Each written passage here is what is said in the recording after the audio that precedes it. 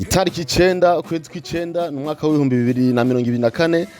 hari igihe cy'isaha 9 amasaha yo mu gisagara ca Bujumbura canke ku mugwa mukuru wa politiki Gitega, aho igihugu cy'u Burundi cyo cyatsindwa n'igihugu cya Sénégal igitsindo kimwe ku busa. Igitsindo kinjiye ku mupira w'ikinyankumbi canke penalty yinjijwe n'umusore z'ikizina rya Ismaïla Sarr wo mu gisagara wa Sénégal ku munota 71 w'urukino. Ni penalty canke kinyankumbi cyatangaje abantu benshi. Abantu benshi byagiye kiravugisha haba ku mugabane wa Afrique, haba ku mugabane wa Buraya, ibinyamakuru bitandukanye bikomakomeye ku mugabane wa Buraya uzagenda uvyumva mu kino kiganiro. Ivyo rero byanatumye kino gihugu ca Sénégal gishobora kuba kironka amanota 3 maze kikaja imbere y'igihugu cyo Burundi ku rutonde kuri klasema. Rero ku munsi wa kabiri genzo rya 10 kwezi kw'icenda mu mwaka wa 2024 ishami ry'umupira w'amaguru mu gihugu cy'u Burundi FFB ntabwo ryihanganye, ryanditse urwandiko ryitwara ku birego bitandukanye muza kumva mu kino kiganiro. Ariko tosho kwibaza duti mbega ko yitwaye vuga iki, yitwaye kubera iki, mbega hamwe abakosa yoboneka rikagiye nimba ari umuhagarikizi akagirwa n'ikosa ni ingingo yo bigiye gufatwa, mbega ho hamwe hofatwa ingingo Uburundi bwa bugiye kunguka iki, mbega amanota burayasubizwa, igitsindo kirafutwa, ese biragenda gute? Nkurikirana uza kugenda wumva uko biza kugenda bigenda. Je kumva nijya Willy Frid irambona kwandi gwanje meze neza, nize n'amakomo hose meze neza, atameze neza nabifuriza kumererwa neza, mutore mitende harabari mu bitaro nabari hano batandukanye mwese nabifurize ibihe byiza muri hose. Imana isuke mu byanyu, ndabwiye nti akora sabone cyangwa subscribe ni kuri YouTube channel Wifi Sport, ariko no kuri Facebook ukore follow cyangwa suivre ni urubuga ni Wifi Sport, haba Facebook haba YouTube. Ariko kandi abwiye nti ushobora kufisa ibyo ukora ibyo dandaza ushobora kuzana kuri Wifi Sport tukabikwamamariza cye kuri nimero iri aha munsi. Ushobora kutwandikira ubutumwa busanzwe kuri WhatsApp cyangwa ukadutelefona, ubundi tukakwakira tukavugana ukuntu ushobora kwamamariza ibyawe bikabonwa n'abantu benshi isinzi, hanyuma nawe ukabona kudandaza.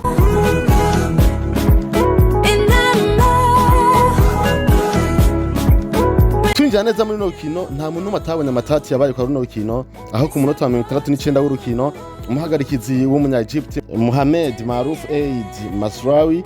yashoboye kuba atanga penalty ku gihugu cya Sénégal kavamo igitsindo inyuma y'ikosa bavuga ko ashobora kuba yakorewe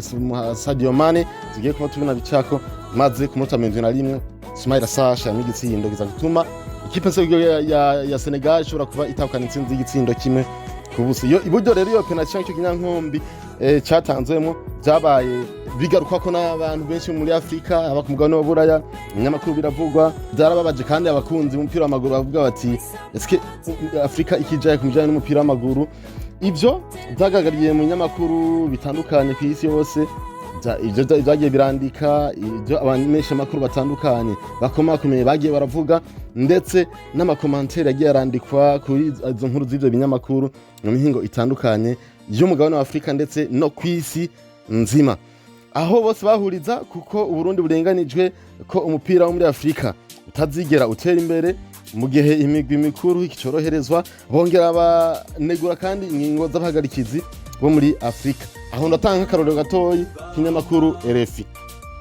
Kinyamakuru RFI ni Radio Foot International canke Radio France International, navuga ni kinyamakuru cyo mu gihugu cy'u France, cyanditse giti Sénégal sauvé par un penalty litigé face au Burundi. Ni article bakoze kuri site yabo ya web. Bashituvuga mu kirundi bati Sénégal icunguwe n'ikinyankumbi ariyo penalty kirimo amatati. Utaya amatati ameze gute? RFI isigura iti umuhagarikizi yahanye ko ukuguru kwari hejuru kwa myugariro wo mu Burundi kwakoze kuri Sadio Mane aca hana penalty, ariko kibana kivuga ko uravye neza amasanamu gakanasubiramo usanga yatanze penalty canke kinyankumbi kidafashe, kivuga ko ari nk'igitsindo umuhagarikizi yagabiye igihugu cya Sénégal. Cyabana nje kivuga gutya kino kinyamakuru navuga ca RFI, ukuguru kwa myugariro w'u Burundi kwateye umupira hama uwo mupira nawe uca kuri Sadio Mane, ariko kuguru kwa myugariro w'u Burundi ntigigeze gukora kuri Sadio Mane. Ivyo bivugwa n'ikinyamakuru RFI cyo mu gihugu cy'u Faransa. Nawe umesha makuru na Bill Jerit, uno na Bill Jerit abenshi baramuzi, ni umesha makuru w'icamamara akora ku binyamakuru bitandukanye, akora bya sport, akora ku binyamakuru l'Equipe cyo mu Faransa, akora kuri Canal Plus Sport, akora kuri France Football, akora kuri Europe 1, akora no kuri RFI. Niwe akenshi usanga ari madeba ya sport ariko afashanya n'abandi bamenyesha makuru batandukanye. Uno nawe yagize ati penalty scandale accordée au Sénégal. Il n'a jamais faute sur mane cruel pour le Burundi. Yashatse kuvuga mu kirundi ati ikinyankumbi cy'amafuti cyahawe Sénégal. Cyangwa penalty y'amafuti yahawe Sénégal. Ati nta kosa ryigeze rikorerwa umusore Sadio Mane. Acabandanya avuga ati birababaje ku Burundi, ati ni nkaho Uburundi babwishe babugaritse. Inyuma rero yo kuba haba amakomantere menshi ibinyamakuru bikavuga yabaye refini ibinyamakuru bitandukanye ntibandagaruka koko ni byinshi cyane na Bill Jerry tuno menshi makuru wica mu marakagaruka ko ibinyamakuru bitandukanye nka Goal Africa n'ibindi byinshi sino bigaruka ko ni byinshi byagibira gico bivuze ko bigenda biragaya banegura ingingo y'umuhagarikizi bavuga bati uno muhagarikizi kweri ntituzi impamvu yoba yafashe ino ngingo ntituzi cyo Senegal yoba yakoze kugira ngo ashaka borohereza ryaba cyo gukura amanota 3 inyuma yo kunganya urukino rwa mbere rwa Senegal. Yumvikana ko Senegal iyi inganyikiro rw'u Burundi ko zibaye inkino zibiringanije ngo baganije na Burkina Faso gitsi kimwe mu rukino rwa mbere nubwo babanganije n'u Burundi gashituma bagira amanota 2 mu gihe Burundi bwo bari cyo bagira amanota 4 bakagwa imbere ya Senegal. Chagisondo birumvikana yuko cyatumye Burundi buronka amanota ubusa Senegal ikanka amanota 3 ibyace bituma Senegal yongeye amanota 3 kugira rimwe yari ifise ikigira amanota 4 bica bitumije imbere y'igihugu cyo Burundi. Ivyo vyatumye klasema ihinduka aho ni mu gihe Burkina Faso yo yari yaraye itsinze igihugu hari ku munsi wa kabiri igenda kujya 10 yari itsinze igihugu cya Malawi ibitsindo 3-1. Byumvikana ko Burkina Faso cifata umwanya wa mbere ise amanota 4 n'itsindo 2. Senegal cifata umwanya wa kabiri amanota 4 n'igitsindo 1 mu gihe Burundi bucafata umwanya wa gatatu amanota 3 n'ibitsindo ubusa. Malawi cifata umwanya wa nyuma amanota ubusa n'ibitsindo 3. Ndavuga igitsindo 2 yatsinzwe n'igihugu ca Burkina Faso kuri 3-1 n'igitsindo 1 ya Chideni yatwaye ku Burundi buyitsinda igitsindo 3-2. Yes, ibintu ko bimvikana uko niko urutonde ruhagaze kuri muri groupe L. Groupe iri mu Burundi, Burkina Faso, Senegal na Malawi yo konda itike kuja muri Maroc mu gikombe ca Afrique. FFB rero ntiyabyihanganisha mu by'umupira w'amaguru mu Burundi birumvikana yarandikiye ikete ryo kwitwara muri CAF. Mikete rero yandikiye umunyamabanga mukuru wa CAF ndavuga Confederation Africaine de Football ishira mu by'umupira w'amaguru mu mugabane wa Afrika. FFB ishimbere ibirego bya kuri 3 iravuga iti penalty yatanzwe siyo. FFB itandukanya n'ingingo y'umuhagarikizi aho ivuga ko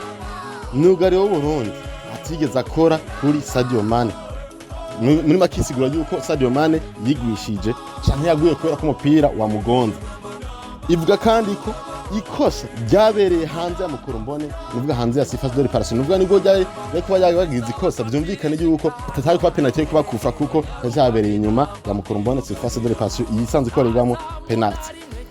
Ikirego cya kabiri FFB ishira habona. FFB yagiriza umuhagarikizi ko ari we yahinduye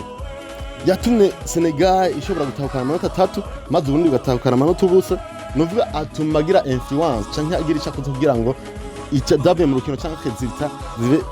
zibaho gatuma Burundi butakaza ikibanza cya kabiri bwa kwa bufise iyo buja kunganya kugira inota rimwe mu gihe Burkina Faso yaje gufata umwanya wa mbere ko Burundi bashobora amanota 4 bacunganya na Burkina Faso mu gihe Senegal guca igumana amanota 2 kubera ko yakwinganije na Burkina Faso no Burundi. Byumvikane yuko hariho ama avantage Burundi bwashoboye kuba bunatakaza. Bavuga bati rero impamvu yagize mu ruhara nuko atovuga yuko atabonye ikosa ko ryabaye kubera ko yari hafi n'imiburi 5 wegereye aho ikosa ryabereye. Byumvikana ko byabereye mu maso yiwe ngo nta citwazo yarafise na kimwe cyo kuba yovuga ko ikosa atagiye yabonye. Ati kandi bigagaza yuko yabigize abibona yarabona ko ari inyuma ya Sifase yarabona yuko atakosa ryabaye ariko urangira ayitanze niyo birego za FFB. Nubu kandi igitego giyaga 3 FF ivuga ati ntidutahure ingene abahagarikizi bagiye guhindurwa tuza gutubona umuhagarikizi w'umunya Egypt ariyo kahagarikira urukino mu gihe imbere yuko mu ntunganye zino nkino abahagarikizi bari kuba abahagarikizi bavuye mu gihugu ca Maroc. Ica kivuga iti twebwe ntitweze tumenyeshwa n'ishyamba ry'umupira w'amaguru muri Afrika CAF yuko hari impinduka zabaye batubwiye n'impamvu abanyamaroke bataje guhagarikira igihugu cy'u Burundi urukino kaza guhagarikirwa n'umunya Egypt. Ati none hamwe umuhagarikizi yogwa mu ikosa arahanwa canke se ho Uburundi burahungukira iki nkuko biri mu itegeko rya 5 iyo bita loi 5 ije amategeko ya football y'ukuntu bigenda mujanye n'umupira w'amaguru umuhagarikizi mu kibuga hagati aba ari nk'umwami none wafata ingingo ya nyuma kandi ngafashe ntabanduka nta muntu n'umwe ashobora kuba ayivuguruza ico abantu bakora gusa barashobora kumukebura iyo yihenze nawe hanyuma akavugira icyo afashe nimba afata ingingo y'ubwo ati ibyo bankebuye n'ibyo canka avuga ati umugabo nihindukiza ni mw'icambo yihindukiza mu kiraga agashira ko yamigane y'abarundi niwe afata ingingo muri make afete utire bimeze gutere iyo bishise rero no muhagarikizi wo mu kibuga hagati akihenda hama bahagarikizi bo ku ruhande baje bamufasha haba mu ku ruhande canka bo muri VAR bakamukebura akabona yuko vyema yihenze akavuga ati je ndashobora kwisubirako hano arashobora kubikora kisubirako ari igitsindo canke ikarata yatanze kabifuta ariko kandi ibi bishoboka igihe baba bakiri mu kibuga urukino rwaba ruriko rurabandanya canke rwaba rwaheze byumvikana ko iyo bishitse akavuga ati je ndisubirako nkuko bivugana no tegeko rino loi 5 yama yisubirako mu gihe baba bakiri ku kibuga iyo bishitse rero naho akisanga mu makosa urukino rwamaze kurangira imigwi yose ikaba yavuye kuri ico kibuga urukino rwabereyeko haca hakurikira iki rero igitsindo canke irindi kosa yaba yayemeje ibyo bayemeje nta kintu gishobora guhinduka ahubwo azbasiga yemera ibishobozokurikira nubwo umugwi ujeje gukurikirana abahagarikizi ujeje kubahana niwe ucusigara urafata ingingo bivanye n'uburemere bw'ikosa ibihano rero ashobora guhabwa n'igihe bihe mu gihe ashobora kuba yagiriwe ikosa ashobora guhagarikwa urukino rumwe cyangwa inkino zibiri cyangwa zitatu cyangwa ikintu kanaka by'imfata kibanza cyangwa agahagarikwa burundu mu bijanye n'umupira w'amaguru bivana n'ikosa uburemere bwabyo hari n'igihe bishika agacibwa amande bisigura iki rero hano umuhagarikizi naho byogwa muri no kosa agasanga kino gitsindo by'ukuri arikise mu ruhara amakosa yarakoze kandi bangomba ko ahanwa bivanye nuko urukino rwarangiye bizoba ngomba ko ahanwa ashaka guhanisha gusiba inkino ariko uburundi nta icya gitsindo nikija gufutwa ngo bushobore kuba buronka amanota yiyongereye ngo busubire kuja kasema ngo bishobore guhinduka novuga bijanye biri kuri kasema urutonde no muskuro hagaze nimba ku Burundi bubanze kwa buja mu cyana cya gatatu nta gihinduka zo mu cyana cya gatatu n'amanota busanzwe bufise n'ubwa amanota agera kuri 3 n'ibitsinda no kujyana na Sénégal ntiza gutakaza rya amanota 2 yiyongereye ko n'ubwa amanota 2 yiyongereye ku nota rimwe yari gutahakana yinganya mugabo ikaba yaronse kubera ko yatsinze ibyo ba mu gihe umuhagarikizi yofatwa n'amakosa swate no guhagarika inkino canke agacibwa amande ariko kandi ikibazo cyakihaba n'iki amakosa ya kafu nayo aza guhanwa nande ko kafu nayo yagizwe ko ishobora kuba yahinduye abahagarikizi b'urukino itigeze ibishikiriza mbese impamvu yatumye kafu ihindura abahagarikizi yoyo niyi je ku ruhande rw'iwanje ko ndavyibaza nk'umu analyst canke umuntu akora kwihweza ivyo umupira w'amaguru buryo Burundi bashobora kuba bwogwa mu ikosa ryo kuba igihugu gito igihugu gifise pouvoir nto za bintu bavuga ati ngo akaruta kandi kakamira utigute hano kafu uwo yihitishamo hagati y'Uburundi na Sénégal igihugu kimwe wohitamo kwija muri kane niye wohitamo ndazi ko wohitamo Sénégal kari ku Burundi utigute uraze muri nose pour i Burundi burimwo groupe L igizwe na Burkina Faso no Burundi na Malawi muri make hano kafu yo woyihitishamo yohitamo ko haduga Burkina Faso na Sénégal Malawi no Burundi zikaguma hada uti kubera iki kuko Malawi no Burundi bakaza kuronka qualification biraza gutuma Sénégal na Burkina Faso bataronka qualification utireka kafu irahomba iki mugihe bataronka qualification bino bihugu bifite abakinyi byamamare bazu ku isi yose muri rusangi navuga nk'aba Sadio Mane n'abandi bakinyi batandukanye ba Ismail Assar ba Pape Gueye ba Idrissa Gana Gueye abasore bazuka izina rya Edouard Mendy baraciye mu za Chelsea za Liverpool za Bayern Munich byumvikana yuko ifise abakinyi baba star ku buryo Sénégal urukino rwayo ushobora kurabwa n'abafanzi ba Liverpool abafanzi ba Bayern Munich abafanzi ba Chelsea yaba Europe yaba Afrika muri rusange baza kuza baje muri kuri Sénégal do please ariko gutwara kandi nuvuga muri Afrika muri finale hariho kote zaje zigabiyemo kubiri haraba ariko barashikira Sénégal haraba ari kuri kote y'umukeba wabo muri finale ya kane bivuze iki rero bivanye n'abantu baza kurabya ino kane biraza gutuma ino kane igira visibility mu gihe haduze Sénégal canke Burkina Faso kurusha haduze Burundi n'igihugu ca Malawi biza gutuma iki biza gutuma kafu yunguka aba sponsor ko nayiri mu rudandazo ndakeneye kunyira amafaranga yunguka aba sponsor abadakora match baza kuba benshi amafaranga aza kwiyongera televiziyo aza kugura zino nkino aza kunyaranira zino nkino kubera ikizifise uburemere gusumbuko boza kunyanira inkino ziriko igihugu cy'u Burundi. Murakunze kubibona ko Canal Plus irinze ishigikiza urukino rw'u Burundi ari uko swate Burundi bwahuye n'igihugu gikomeye cyane canke baburi mu bihe vyiza, mu gihe Sénégal yo yaba mu bihe bibi yaba mu bihe vyiza yabihura n'agahugu kangana gute baza kwekana inkino zabo. Ikindi n'ikintu mvuga nti burya kugira tuzobone habaye justice biragoye cyane mu gihe izi conditions zose ziba zimeze nk'uko. Iyo ni umwihwezo w'iwanje, ariko nawe nk'umurundi canke umuntu akurikirana sport hafi ushobora kuba ufite icyo ubivugako, injira muri commentaire tubwire ati eske hariyo inyungu iko abona ku gihugu cy'u Burundi hamwe hoba amakosa yibonekeza canke urizeye yuko hazoba justice baca urubanza arumeze neza kuri zino mpari. Ese uvyiyumvira kwiki? Ja muri commentaire twandikire ije kumviza n'irya Willy Frid Irambona ikinyamakuru ni Sport, ariko kandi abwiye yuko ibintu byanyu ushaka kubyamamaza neza cyane. Mutwakure kuri zino ubona hano yuko ukora subscribe cyangwa s'abone, hanyuma ubundi gukurikirana bazanire ibiganiro sanyukina cyane. Ndabakunda cyane, mubandanye mukurikirana ibiganiro bya Sport. Bye bye, hasta la vista, ugaho mu muba.